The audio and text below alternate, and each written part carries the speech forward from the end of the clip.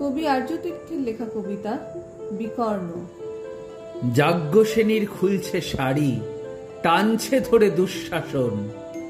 দায় ছিল যার গর্জে ওঠার, নিচু মাথায় সে 5 জন। দুর্যোধনের নগ্ন উরু, ইঙ্গিতে তার ধর্ষ কাম। হস্তিনাপুর দেখছে বসে, ধস্ত হতে তার সুনাম। অন্ধরাজা সিংহাসনে, আর্ত চেঁচান বৌমা তার। নিজের দলের নির্যাতনে সব রাজা হন নির্বিকার। কর্ণ বসে হাসছে হাহা, রাজার দলের লোক তো সে। শর্তবিহীন সমর্থনে তাবৎ আরাম সুখ বসে।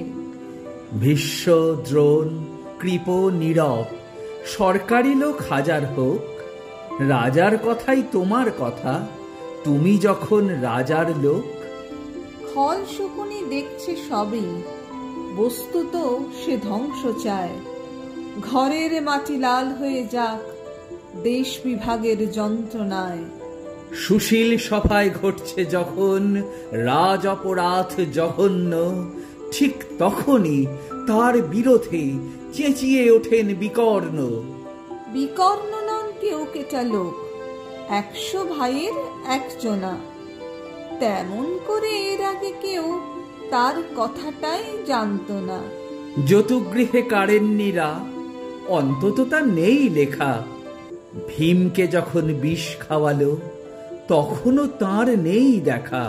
কিন্তু যখন প্রকাশ্যতেই কাড়ছে নারীর আব্রু কেউ, স্তব্ধ জিভের চুপসাগরে বিকর্ণ হন একলা ঢেউ। চেঁচিয়ে ওঠেন রাজার কুমার যুবরাজের বিরুদ্ধেই। মহাবলী পাণ্ডবেরও তখন গলায় সে সুর নেই।